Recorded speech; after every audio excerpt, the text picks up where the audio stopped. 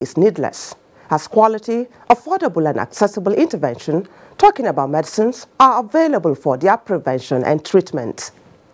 In Nigeria and many other developing countries, the flooding of the drug markets with poor quality medicines is a major public health challenge. It is estimated that at least 1 to 10 medicines in low and medium income countries are of poor quality. Health Options takes a look at these and other salient issues in the pharmaceutical subsector.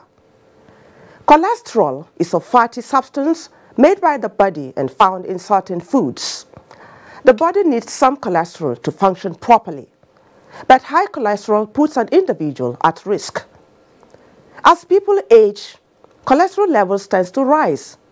Men are generally said to be at a higher risk than women.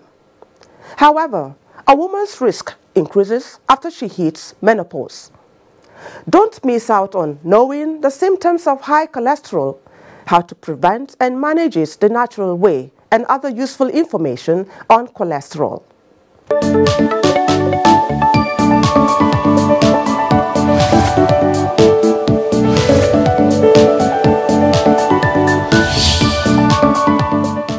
Joining me in the studio to thrash out issues revolving around the pharmaceutical subsector, it's Malam Ahmed Ibrahim Yakase. He is the President, Pharmaceutical Society of Nigeria.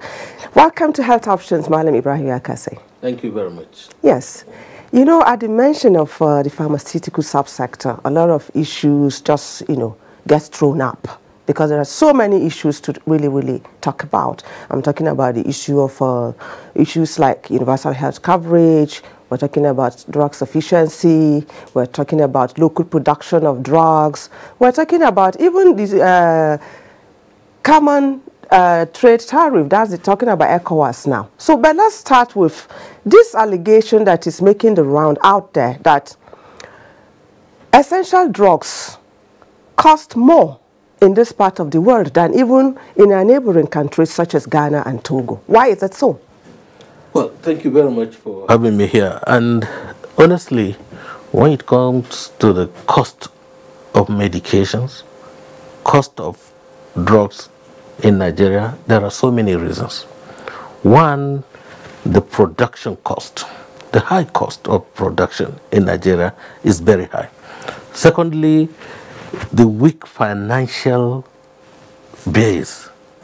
When you think of 21% interest rate, 25, no single-digit interest rate. Well, of recent, CBN started to come up with the idea of 9% for manufacturers and so on. And of course, the infrastructure.